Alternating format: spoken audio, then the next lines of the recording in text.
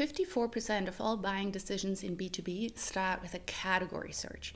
So this is your ideal customer trying to build a consideration set of the vendors or software tools that they're looking to consider. And one thing is for sure, if you're not present during this initial stages, if you're not present on search, review sites, etc., you're never going to make it into their consideration set and you're never going to make the sale. And so in this video, I want to talk about B2B SEO and how ranking on Google looks like for B2B companies today. My name is Viola. I run a digital marketing agency called Flow, where we focus on search marketing for SaaS. We will cover in this video B2B SEO strategy. So if you're looking for hacks, quick fixes, on-page SEO tips, this is not the video for you. This is a video for marketing leaders that are trying to understand if SEO should be part of their marketing strategy, what it can do and what it cannot do. So we will talk about the difference between B2B and B2C buying and search.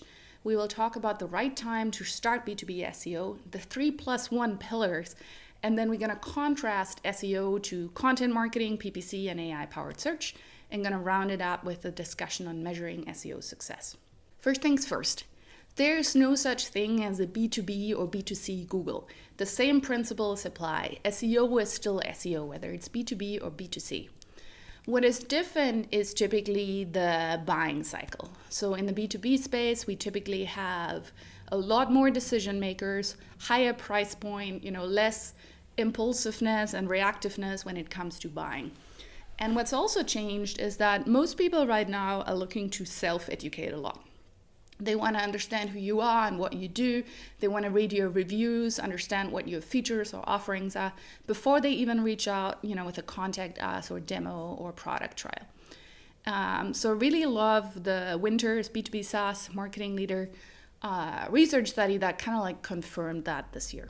So here's what I mean with people start with a category search. If they're looking to buy, a new software tool or find a new vendor, if they don't have tips and recommendations from their peers and colleagues yet, they're going to start with a category search. So here I typed in email marketing tools. And you can see how it's very likely that MailChimp will make it to your list. They appear in the sponsored ad on the top, they're listed in the featured snippet, they show up in the related searches, and they even have the little panel under best email marketing tool.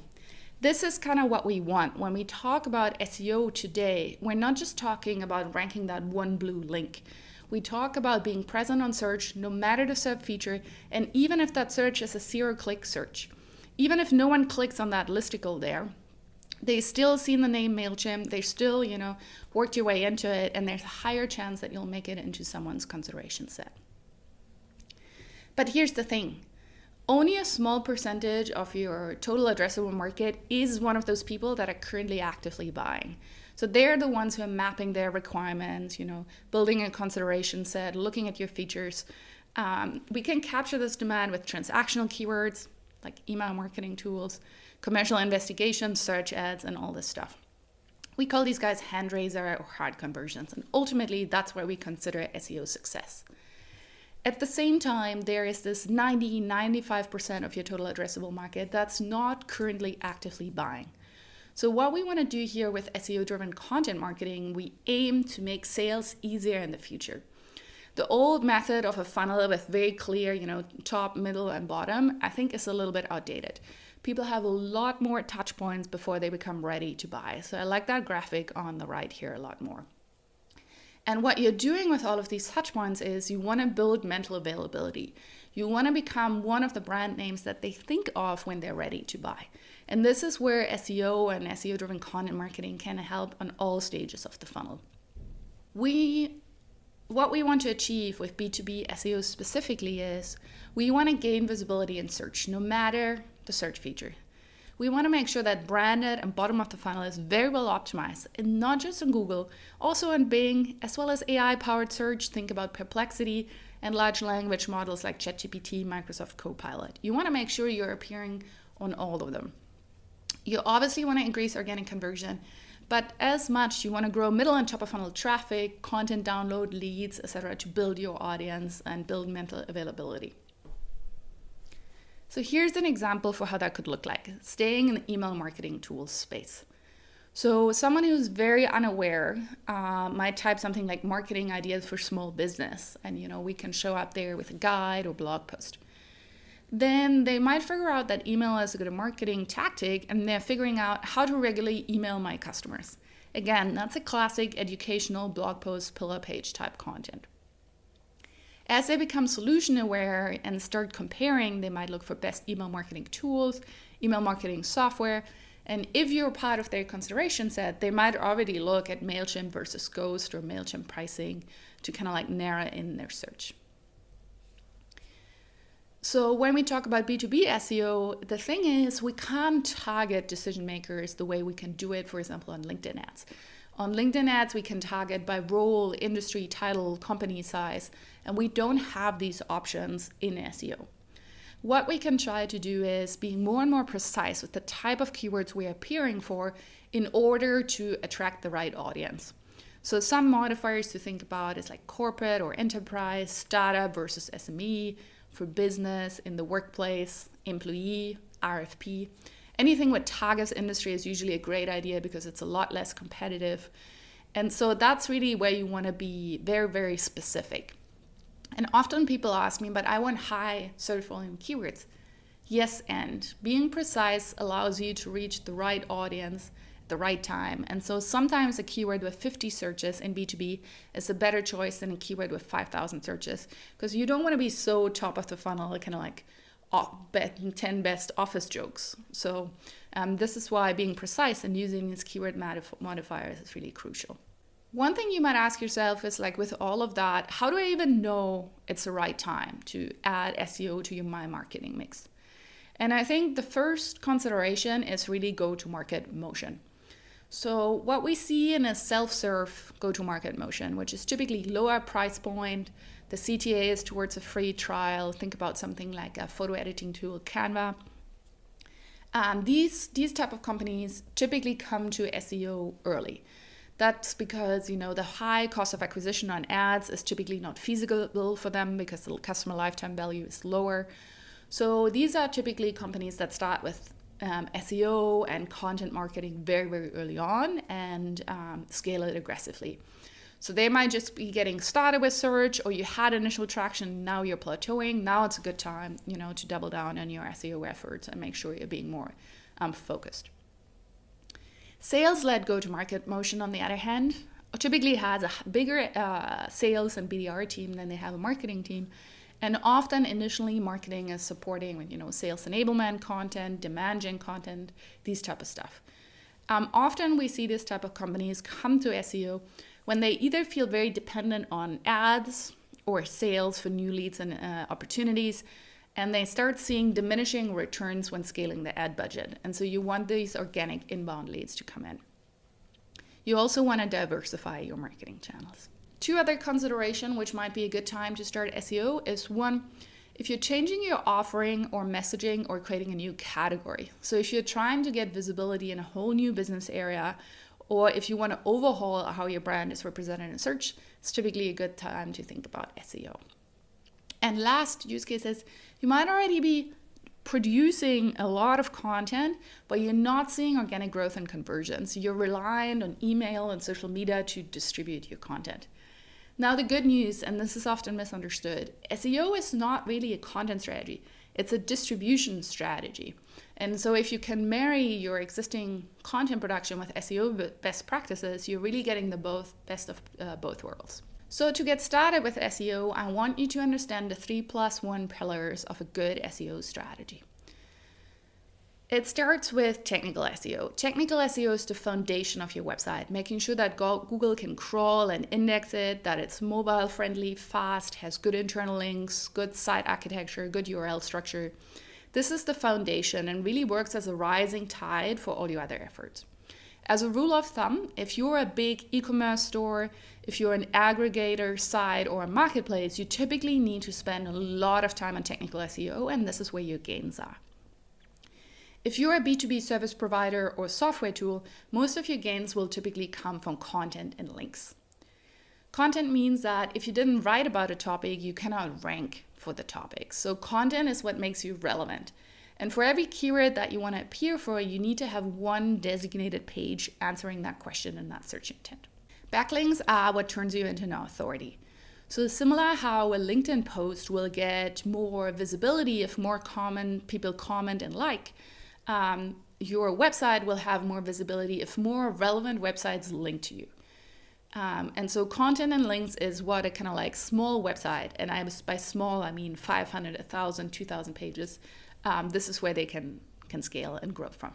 The last +1 pillar is becoming especially important over the last 12 months as the internet gets flooded by a sea of AI generated content. And that is a concept that Google calls EAT: experience, expertise, authority, and trust. What Google is trying to grapple with here is that component of trustworthiness and originality. Like how can we make sure that what you're producing, you're actually knowledgeable in and providing reliable information. Which brings me exactly to the first point, like SEO and content marketing or thought leadership. Because SEO content is long, boring, keyword stuffed, right? Luckily, not anymore. These days are long gone. Google understands keywords and keyword variations extremely well. So if you're meeting a few best practices, you don't really need to stuff the keyword in there anymore.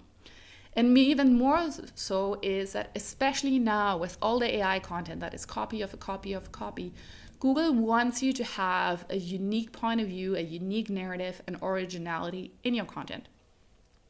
So here's an example.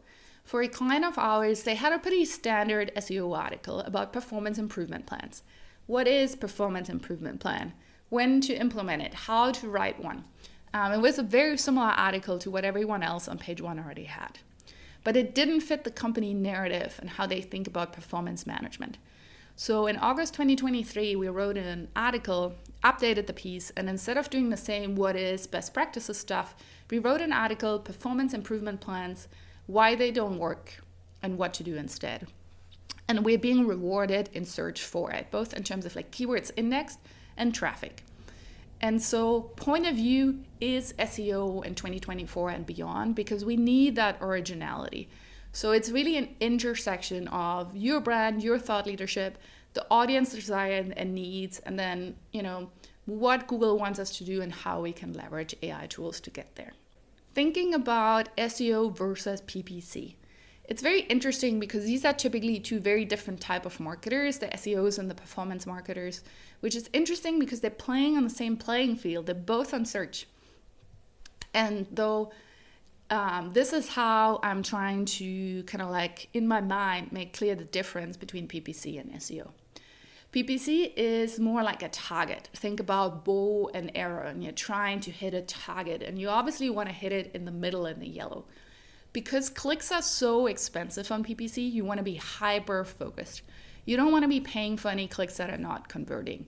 And so this is typically why PPC is about trimming the fat, being precise, adding negatives, keywords, optimizing your ad copy, your landing pages, etc. You're trying to do more of what works, and you're trying to be hyper focused and hyper specific.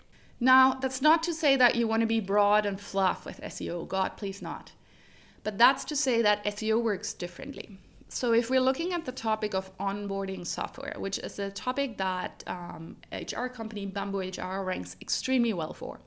So that's what we see. We see that their product feature page onboarding software is ranking well.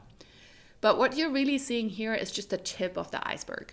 Because where on the PPC side of things, you want to turn off all campaigns that are not exactly that hyper-focused. On SEO, you want to build out a universe of content that is related to and supports that product page. And so whilst they have the product page, they also have all these blog posts about onboarding process examples, benefits of onboarding, virtual onboarding versus offboarding. And that's the invisible part of the iceberg. That's what's under the surface. This is what they're working on. The more traffic and engagement that part of the iceberg under the water gets, the more it lifts that top keyword out. And so when you talk about SEO, you often hear people talk about pillars, clusters, or hubs, and that's the iceberg that we want to be doing. Now, one question that people then ask, like, okay, so if I want to be ranking for onboarding software and I need to make an iceberg, why not just publish 20 pages about onboarding software? Why not so fast? What you're trying to do is you build a structure where you map the entire terrain of onboarding. And which each topic, you want to have that one perfect page that covers the topic. You want to have that one perfect page about onboarding software, that one perfect page about virtual onboarding, that one perfect page about onboarding versus offboarding. And each one of them is the best answer to the search query. And this is how they work together. Before we go into success metrics, I think it's really important to talk about SEO and AI-powered search. AI will and has changed the way we do SEO and our workflows. So number one is thinking about how Google will transform when they roll out what they call search generative experience. That's their version of AI-powered search. So I'm going to give you a quick preview. This is a screenshot from Moz. On the left, we can see a kind of classic results. We have ads on the top, then maybe a SERP feature, for example, a software boxes or a feature snippet, and then we have the organic results. Now we have the AI-powered answer on the top, and it can be so big that it pushes everything else below the fold. And so this has a few problems. We have a few problems with forecasting right now because we don't know the exact date that Google is rolling this out and the extent. We also don't know yet how this is going to affect click-through rate. How many searches are going to become zero-click searches? How many people are going to scroll below the fold? So there's a high level of uncertainty there, also because ranking top positions today makes it likely that you appear in the AI answer, but not certain. And lastly, we've seen clients struggle because the AI answer in Google Labs in the beta version pulls out old branding and offering, and they're not happy with how they're being presented there. So if we want to fix this, and if we want to make sure we're one part of the AI-powered answer, and then two, it shows up in a way that we want it to, it's not just important about how we talk about ourselves and having a very good, homepage or product pages. It's also important to clean up the rest of our website, the old content, and it's even more important how others talk about us. Because what the LLMs and AI-powered search is trying to do is they're trying to understand your company or brand as an entity. And that entity comprises not just of your homepage and core pages, it also comprises of your social media profiles, your LinkedIn page, your YouTube channel, mentions on a news website, your Crunchbase profile. So what you're trying to do is you want to clean this up and make sure that they have the same description, that they're all up to date. And then you want to mark that up with schema markup. And you want to tell Google, hey, this is who we are. These are all of our web properties. They're all in alignment. This is how I want to be presented as a brand or entity. So it helps for Google to connect the dots between website, social profile, and features. It helps you to claim that knowledge panel, which is that company panel on the right side. It also helps you become a credible source and be represented in LLMs the way you want to be represented. The second component of AI-powered search changing our ways as a marketer is content marketing. So for one, we just have to face the fact that the internet got a lot more crowded. It's flooded with AI content, and your competitors might be putting out a lot of stuff. And I'm sure you heard the questions in the last 12 months, like how can we be more productive? How can we put out more content? I think it's an unrealistic expectation thinking that we will not use these AI tools. ChatGPT and they're phenomenal editors, assistants. They help us, amplify and do more work. But especially since the March 2024 core algorithm update, Google is really attacking spammy, low-quality results. And so you have to strike a balance between productivity and the increased expectations in terms of how much we can produce, originality, and good quality content. Google needs to stay relevant next to other search engines like YouTube, TikTok, or ChatGPT. And so it makes sense that they need to combat kind of like the flood of AI content. It's important, though, to understand that using AI in your content production is not against Google guidelines. What they don't want you to do is low-quality, unoriginal, spammy results. And so you can use these tools, but you do want to focus on originality. And you're not just doing that for Google. Let's think about the original goal of content marketing that is in the top of the session. We want to be remembered. Who doesn't get remembered? It's the same copycat content that everyone else already has. And even if they do remember you, probably not in the way you want them to. And so keep in mind, we want to create touch points with our audience, and we want to get remembered, and we want to build that mental availability so that when they become ready to buy, they think of us. And originality is the way forward. I'm personally very excited about this. I've been talking about the marriage of thought leadership and SEO for a long time, and so I'm kind of like stoked that Google has made that more official now. Last comment is, if you decide to embark on your B2B SEO journey and you want to make SEO part of your marketing mix, how do you know you're having success and if you're on the right track? So I would like for us to talk about 3 main types of metrics when measuring B2B SEO success. Number 1 is the input metrics. These are things that we can control. And so you will see that this maps exactly to the pillars that I mentioned before. How many technical fixes have we done? How many pages have we created or updated? How many backlinks have we built? And again, big sites, aggregator sites, more on the technical SEO, smaller sites, more on content and links as leverage. And if you do more of this stuff, you're typically being rewarded with better results. Leading indicators are those signs early on that you're moving in the right direction. So this means you're indexed for a higher amount of keywords, you're getting more impressions, and you're ultimately getting more clicks and traffic. What we consider SEO success is more engagement on the time, better conversion rates, more conversions. And putting this into a linear is probably not the right way to think about it, because really this is a flywheel in a circle that keeps reinforcing itself. And with that, I would love to learn if you already have SEO as part of your B2B marketing strategy, if you're looking to introduce it. And so please leave a comment below and let me know how it's going today. I would love to chat. Thank you.